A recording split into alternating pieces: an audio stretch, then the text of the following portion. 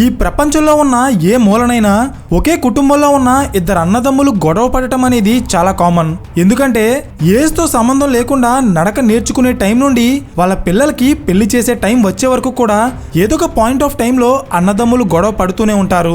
కానీ ఇక్కడ పాయింట్ ఏంటంటే సేమ్ ఇలాగే జర్మనీలో ఉన్న ఇద్దరు అన్నదమ్ముల మధ్య వచ్చిన గొడవ ఈ ప్రపంచంలోనే రెండు అతిపెద్ద స్పోర్ట్స్ బ్రాండ్స్ ని క్రియేట్ చేసేలా చేసింది. అవే అడిడాస్ అండ్ పూమా. అయితే అడిడాస్ అండ్ పూమా లాంటి పెద్ద పెద్ద కంపెనీస్ ని క్రియేట్ చేయడమే కాదు, వీళ్ళ మధ్య వచ్చిన గొడవ జర్మనీలో ఉన్న ఒక నగరాన్ని రెండుగా చీల్చేసింది. అయితే అసలు ఇదంతా ఎలా జరిగింది? ఒక చిన్న ఐడియా జీవితాన్నే మార్చేస్తుంది అంటారు కదా, ఎగ్జాక్ట్ గా అలాగే అడాల్ఫ్ అడీ డాజ్లర్ అనే వ్యక్తికి వచ్చిన ఒక చిన్న ఐడియా ఈ రోజు 2,50,000 కోట్ల రూపాయల విలువైన అడిడాస్ కంపెనీని స్థాపించేలా చేసింది. అయితే అసలు ఆయనకి వచ్చిన ఐడియా ఏంటి అండ్ ఆ ఐడియాని ఆయన కొన్ని కోట్ల రూపాయల కంపెనీగా ఎలా మార్చారు అనేది నేను ఈ వీడియోలో చెప్పబోతున్నాను. Hello everyone, welcome to today's video and this is your friend Surya. అసలు ఇదంతా ఎలా మొదలైందంటే 1914 నుండి 1918 వరకు జరిగిన మొదటి ప్రపంచ యుద్ధం టైంలో జర్మనీలో ఉన్న ఎంతో మంది సామాన్య ప్రజలు ఈ యుద్ధంలో పాల్గొన్నారు. అందులో అడాల్ఫ్ అడీ డాజ్లర్ అనే వ్యక్తి కూడా ఒకరు.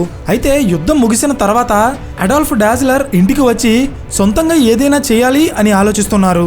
అయితే ఆయన జర్మనీలో ఉన్న హరిజో జెనోరా అనే ఊళ్ళో ఉండేవారు. ఆ ఊళ్ళో షూ మేకింగ్ అనేది చాలా ఫేమస్. సో అడాల్ఫ్ కి కూడా అదే బిజినెస్ మీద ఇంట్రెస్ట్ వచ్చి 1920లో తను దాచుకున్న డబ్బుతో షూస్ ని తయారు చేసే మెటీరియల్ అండ్ టూల్స్ ని కొనుక్కుని వాళ్ళ అమ్మగారు బట్టలు ఉతికే గదిలో షూస్ తయారు చేసి అమ్మడం స్టార్ట్ చేశారు. అలా కొన్ని సంవత్సరాల పాటు ఆయన ఒక్కడే బిజినెస్ చేశాక తన తమ్ముడైన రొడాల్ఫ్ డాజ్లర్ కూడా తనతో కలిసి పనిచేయడానికి ఈ బిజినెస్ లో జాయిన్ అయ్యి వీళ్ళిద్దరూ కలిసి 1924లో గెబ్రైడర్ డాజ్లర్ అనే కంపెనీని స్థాపించారు. అయితే ఈ కంపెనీలో అడాల్ఫ్ డాజ్లర్ షూస్ యొక్క డిజైన్ అండ్ వాటి ప్రొడక్షన్ ని చూసుకుంటే Rodolph dazzler shoe sales and business చూసుకునేవారు. ఇనీషియల్ డేస్ లో వీళ్ళు షూస్ తయారు చేసే వర్క్ షాప్ కి కరెంట్ సప్లై కంటిన్యూస్ గా లేక వాళ్ళే సొంతంగా సైకిల్ పెడల్స్ ద్వారా పవర్ ని జనరేట్ చేసుకుని షూస్ ని తయారు చేసేవారు. అయితే మనం ముందుగా మాట్లాడుకున్నట్టే అడాల్ఫ్ అండ్ తన బ్రదర్ రొడాల్ఫ్ నివసిస్తున్న ఊళ్ళో అందరూ కూడా ఎక్కువగా షూస్ తయారు చేసే బిజినెస్ చేసేవారు. సో అలాంటి సిచ్యువేషన్ లో ఒక గుంపులో ఉన్న వ్యక్తి అందరూ చేసే పని చేస్తూ సెపరేట్ గా ఎదగాలంటే ఆయన చుట్టూ ఉన్న వాళ్ళు చేసే పని కంటే ఆయన సంథింగ్ డిఫరెంట్ గా చేయాలి. అండ్ అడాల్ఫ్ డాజ్లర్ కూడా అదే చేశారు. ఎలా అంటే బేసిక్ గా మార్కెట్ లో ఉన్న చాలా కంపెనీస్ స్పోర్ట్స్ షూస్ ని తయారు చేసేటప్పుడు వాటికి కింద ఎక్స్ట్రా గ్రిప్ కోసం స్పైక్స్ ని ఫిక్స్ చేసేవారు. అయితే ఈ స్పైక్స్ ని మెటల్ తో చేసి ఫిక్స్ చేయడం వల్ల వాటి బరువు చాలా ఎక్కువగా ఉండేది. సో ఈ స్పైక్స్ వేసుకుని పరిగెత్తే అథ్లెట్స్ కి గ్రిప్ అయితే ఉండేది, కానీ ఎక్స్ట్రా వెయిట్ యాడ్ అవడం వల్ల వాళ్ళు అంత స్పీడ్ గా పరిగెత్తలేకపోయేవారు. సో ఇది గమనించిన అడాల్ఫ్ డాజ్లర్ స్పోర్ట్స్ షూస్ లో మెటల్ స్పైక్స్ ని కాకుండా క్యాన్వాస్ అండ్ రబ్బర్ మెటీరియల్ తో తయారు చేసిన స్పైక్స్ ని యూజ్ చేసి ఒక షూ ని తయారు చేశారు. అదే గెడా. ఈ షూస్ లో మెటల్ ని అవాయిడ్ చేయడం వల్ల షూస్ యొక్క వెయిట్ తగ్గుతుంది. At the same time athletes కి గ్రౌండ్ మీద ప్రాపర్ గ్రిప్పింగ్ కూడా దొరుకుతుంది. అయితే ఇంతకు ముందు నేను చాలా వీడియోస్లో చెప్పినట్టే మన దగ్గర ఒక క్వాలిటీ ప్రొడక్ట్ ఉంటే మాత్రమే సరిపోదు. దాని క్వాలిటీ గురించి కస్టమర్స్కి తెలిసేలా మార్కెటింగ్ చేసినప్పుడే అది వెళ్లాల్సిన స్టేజ్కి వెళ్తుంది. అండ్ అడాల్ఫ్ డాజ్లర్ కూడా అదే చేశారు. ఎలా అంటే 1936లో బెర్లిన్లో జరిగిన ఒలింపిక్స్ కి ఆయన వెళ్ళి అక్కడ అమెరికన్ అథ్లెట్ అయిన జెస్సీ ఓవెన్స్ ని కలిసి ఆయనకి తను తయారు చేసిన షూస్ లో ఉన్న స్పెషాలిటీ అండ్ యూనిక్నెస్ ని ప్రాపర్ గా ఎక్స్ప్లెయిన్ చేశారు. సో బేసిక్ గా ఏదైనా స్పోర్ట్స్ షూస్ లో ఉండే ప్రాబ్లం ఏంటి అనేది దాన్ని యూజ్ చేసే స్పోర్ట్స్ మ్యాన్స్ కే ఎక్కువగా తెలుస్తుంది. సో పర్సనల్ గా జెస్సీ ఓవెన్స్ కి ఆ షూస్ నచ్చి ఆయన తన ఒలింపిక్స్ కాంపిటీషన్ లో వాటిని యూజ్ చేసి 4 గోల్డ్ మెడల్స్ గెలిచారు. That's it. అప్పటి వరకు కనీసం ప్రాపర్ పవర్ సప్లై కూడా లేని ఒక చిన్న గదిలో అడాల్ఫ్ డాజ్లర్ తయారు చేసిన స్పోర్ట్స్ షూస్ కి ఒక్కసారిగా ప్రపంచ స్థాయి గుర్తింపు వచ్చేసింది. సో ఇవే షూస్ ని వేరే స్పోర్ట్స్ లో పార్టిసిపేట్ చేస్తున్న అథ్లెట్స్ కూడా కొని యూజ్ చేయడం వల్ల వాళ్ళు కూడా ఎన్నో మెడల్స్ ని సంపాదించారు. సో ఈ రీజన్స్ వల్ల అడాల్ఫ్ డాజ్లర్ తయారు చేసిన షూస్ కి విపరీతంగా సేల్స్ పెరిగి అన్నదమ్ములు ఇద్దరు కూడా సంవత్సరానికి 2 లక్షల షూస్ కి పైగా అమ్ముతూ మంచి బిజినెస్ చేసేవారు.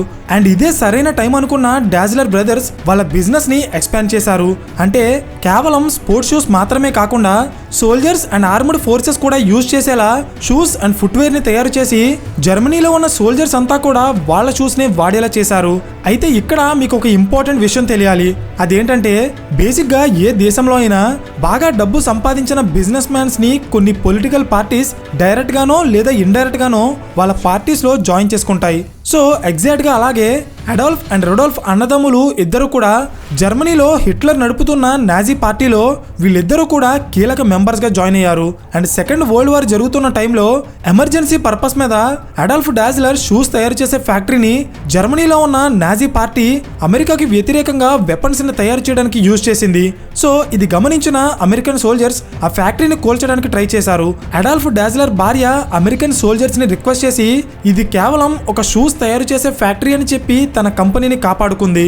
అయితే ఈ ప్రాసెస్ లోనే అడాల్ఫ్ అండ్ రొడాల్ఫ్ డాజ్లర్ కి వచ్చిన ఒక గొడవ వల్ల వీళ్ళిద్దరూ 1948లో విడిపోయారు. అయితే వీళ్ళిద్దరి మధ్య వచ్చిన గొడవకి చాలా కారణాలున్నాయి. లైక్ కొంతమంది వీళ్ళ భార్యలు గొడవ పడటం వల్లే వీళ్ళు విడిపోయారంటే, మరికొంతమంది అడాల్ఫ్ భార్య బిజినెస్ మ్యాటర్స్ లో ఇన్వాల్వ్ అవ్వడం వల్లే అన్నదమ్ములు విడిపోయారని, పొలిటికల్ రీజన్స్ అని, ఓనర్షిప్ రీజన్స్ అని చాలా ఉన్నాయి. కానీ వీటిలో ఏ రీజన్ ని కూడా డాజ్లర్ ఫ్యామిలీస్ అఫీషియల్ గా కన్ఫర్మ్ చేయలేదు. సో రీజన్ ఏంటి అనేది పక్కన పెడితే అన్నదమ్ముల మధ్య వచ్చిన గొడవ కారణంగా 1948లో అడాల్ఫ్ అడీ డాజ్లర్ అనే వ్యక్తి తన పేరులో ఉన్న అడీ అండ్ తన ఫ్యామిలీ పేరులో ఉన్న డాస్ ఈ రెండు పదాలని కలుపుకుని అడిడాస్ అనే కంపెనీని స్థాపించారు. అండ్ సిమిలర్ గా తన బ్రదర్ అయిన రొడాల్ఫ్ డాజ్లర్ కూడా తన పేరులో ఉన్న మొదటి పదాలని యూజ్ చేసి రొడా అనే కంపెనీని స్థాపించారు.